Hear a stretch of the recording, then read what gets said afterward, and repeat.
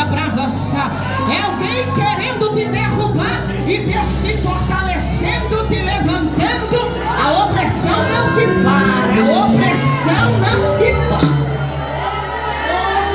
Nero oprimia, jogava os cristãos dentro de coliseus para ser devorados por besta fera, prendia, maltratava, espancava, decapitava, e ele não entendia que quanto mais ele matava, quanto mais oprimia, quanto mais prendia, mais a igreja crescia, mais poder de Deus tinha no meio da rua.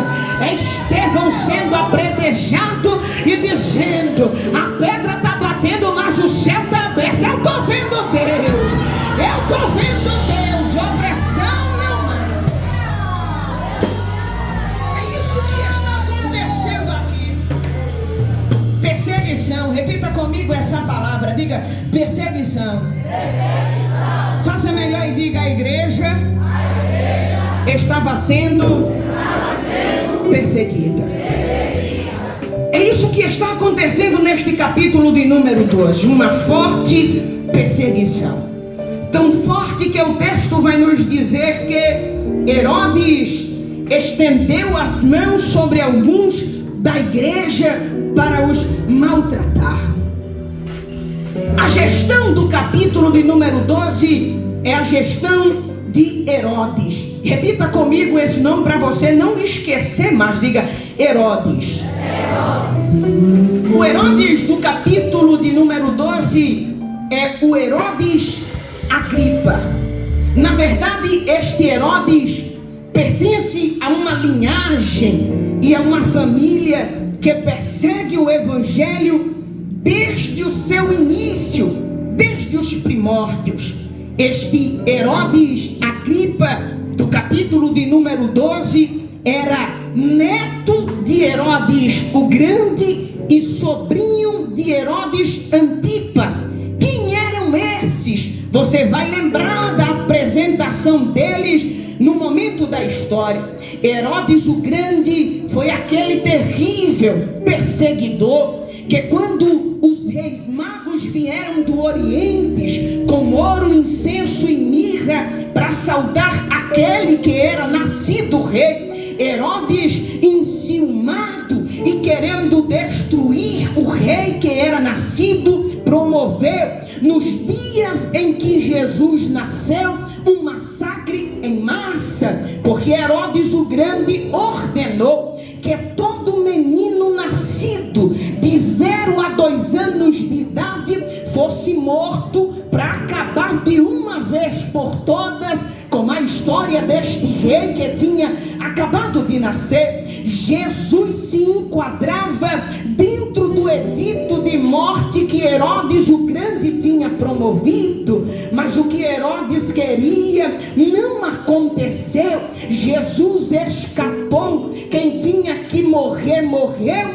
mas a palavra e a esperança continuava viva, porque apesar da investida de Herodes para parar o cristianismo, Jesus escapou, cresceu, pregou, estabeleceu o reino, e a tentativa de Herodes foi frustrada.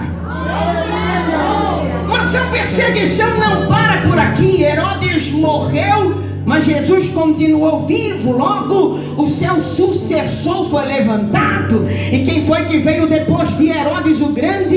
Herodes Antipas. Você lembra dele? Era aquele promíscuo que, para satisfazer o desejo da sua amante, que era Salomé, ordenou que a cabeça do profeta João Batista, que estava em evidência, pregando no Jordão e promovendo arrependimento em massa, fosse colocada em uma bandeja. E o que é que ele quer? Apagar o crescimento da palavra, apagar o avanço do cristianismo. João Batista morreu, mas a palavra continuou viva, a palavra continuou sendo pregada, a palavra continuou sendo revelada. E a segunda tentativa de parar a igreja parou também.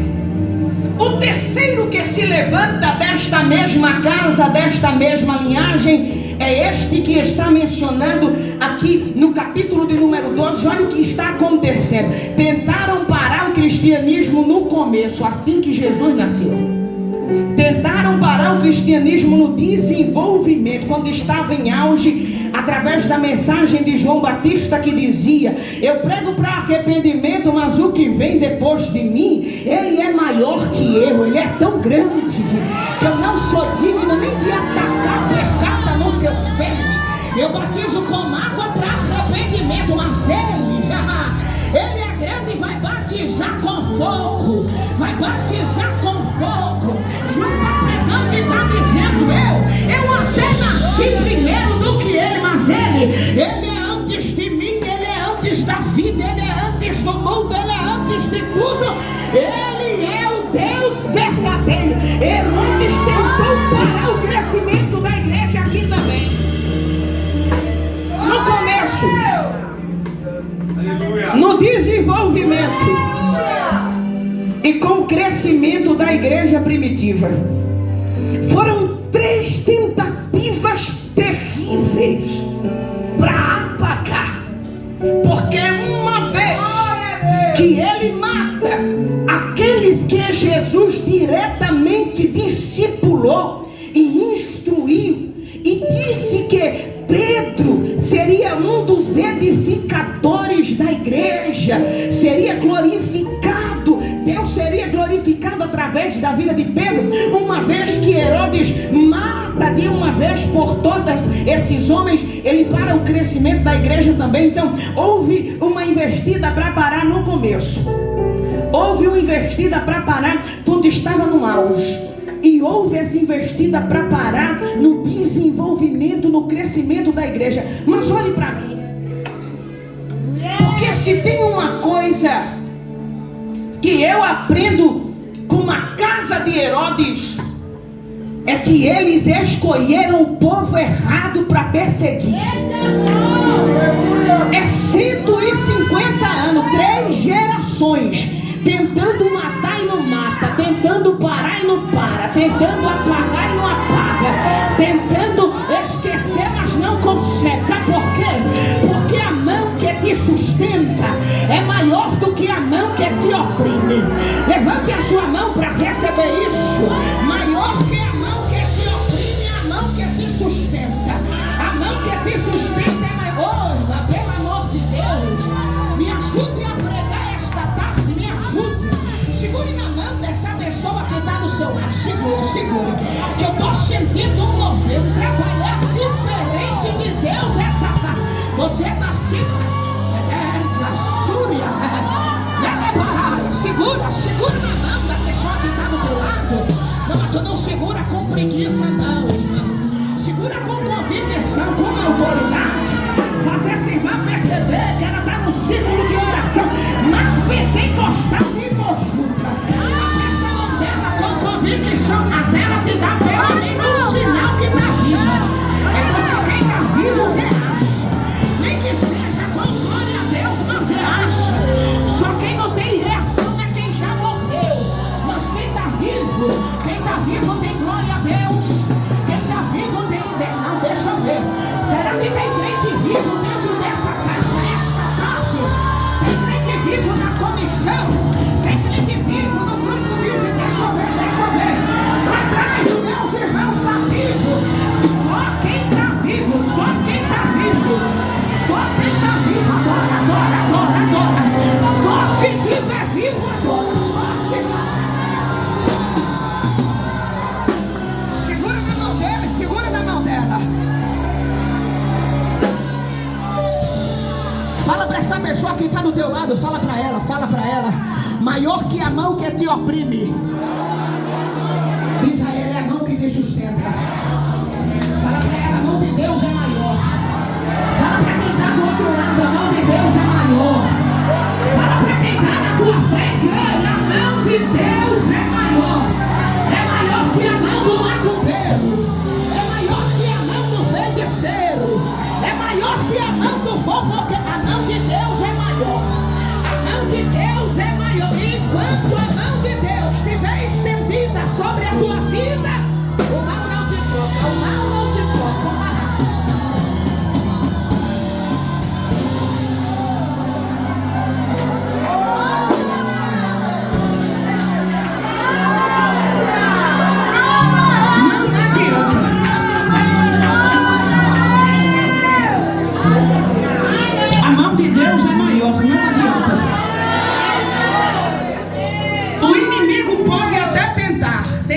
graça, ele pode tentar.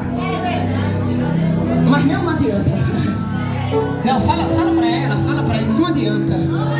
Você pode descansar. Não adianta ele tentar. Você pode descansar. A mão de Deus é maior. A mão de Deus.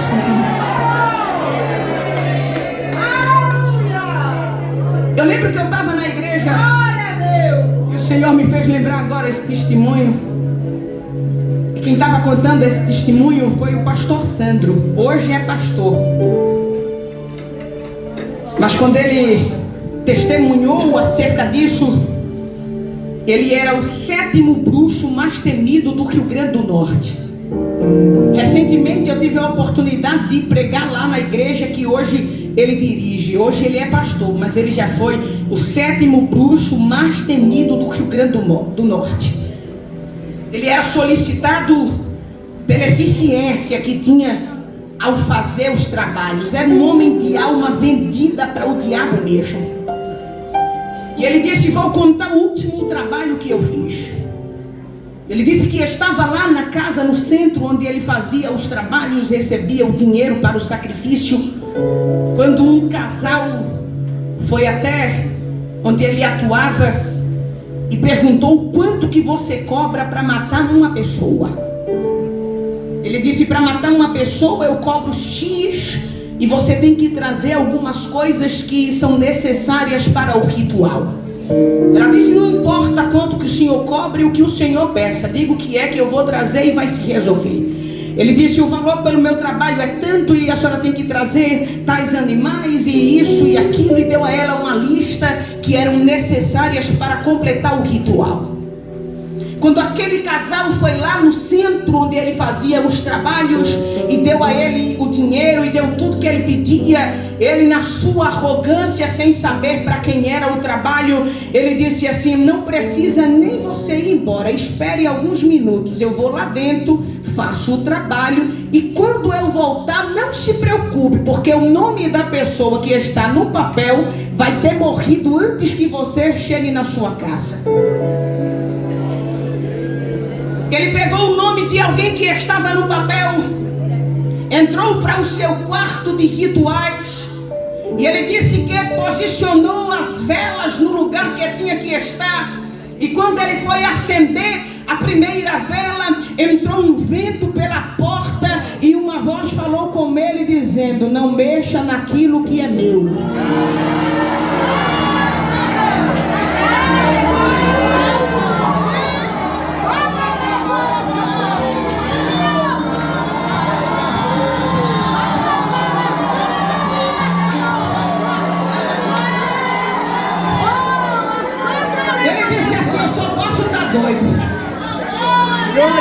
Eu já ouvi voz de homem e voz de demônio, mas essa voz eu nunca ouvi.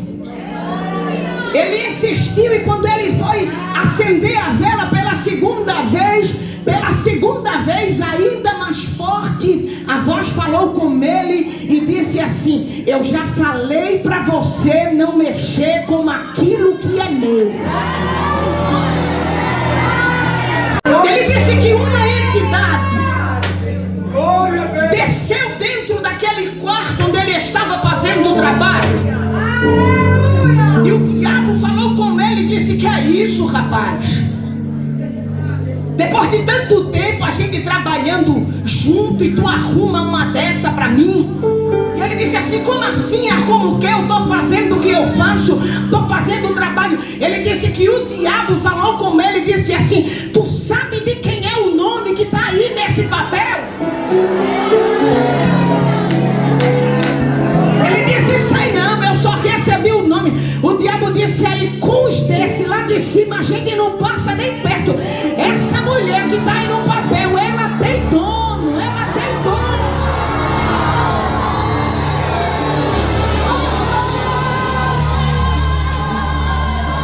Oh meu Deus, adore a ele, porque ele está dizendo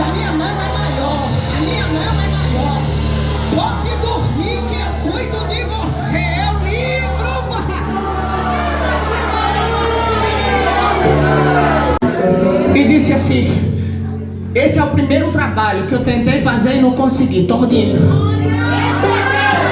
Toma oferenda. Vão embora daqui, vão embora. Mas antes de vocês irem, só me digam uma coisa.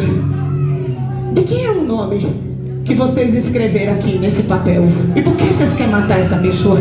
Aí o casal disse assim, o nome dessa pessoa que está aí é da minha vizinha. Ela é crente, ela acorda cantando, dorme cantando, diz que está vendo anjo. Ela marcha na cozinha, ela marcha no quintal. Ela diz que Deus é o dono da casa dela e a gente não aguenta ouvir mais